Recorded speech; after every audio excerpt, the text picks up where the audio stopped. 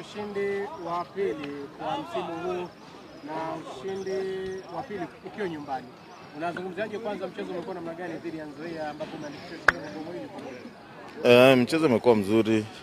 Timu zote zilitaka ushindi. Na bahati nilitangulia kufunga na nikaongoza. But ukiangalia Nzoia pia wamekuwa na mchezo mzuri tu. Refa pia amechezesha tu kiasi nzuri ya nikikompare na last match yenye tulicheza.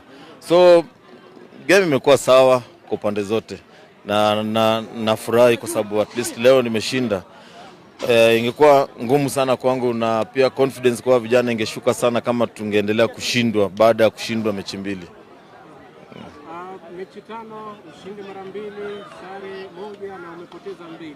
Matokeo haya yanaashiria nini kwa sasa hivi wewe kama coach? Matokeo hiyo kwangu hainiweki wasiwasi kwa sababu hii ni timu changa. Hii ni introduction kwa wachezaji. In fact kwa saizi naweza sema wanajitahidi sana kwa sababu sitarajii wacheze kama zile timu zimekuwa pale tangu kitambo. Kwa hivyo nikiangalia result hizo kati hizo ni wana gain confidence kila siku tukiendelea kucheza na natumaini wakiendelea hivyo itakuwa nzuri zaidi.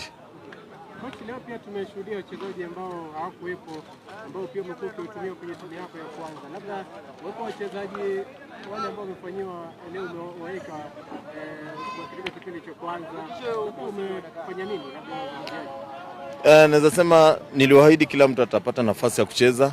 Alafu pia nao naangalia kwa mazoezi ni style gani nataka kucheza. Siku zote coach anaangalia quality ya player kulingana na style yenye anataka kucheza ama system.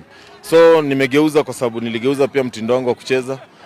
Ndio maana unaona niliintroduce watu kama Kuria lakini umuoni akicheza pale mbele lakini utamuona tu baadaye. So niligeuza mtindo wa kucheza na ndio inaleta wachezaji tofauti kulingana na timu tunacheza nao pia.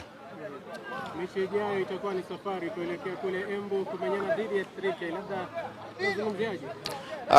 Sina wasiwasi kama vijana wataendelea kujitahidi vile wanajitahidi. Then natumai tutazidi tu kujiwakilisha vile tumejiwakilisha leo. Tujaribu kuangalia strong points za opponent nini. Nadhani wanazidi kulearn na itakuwa tu sawa.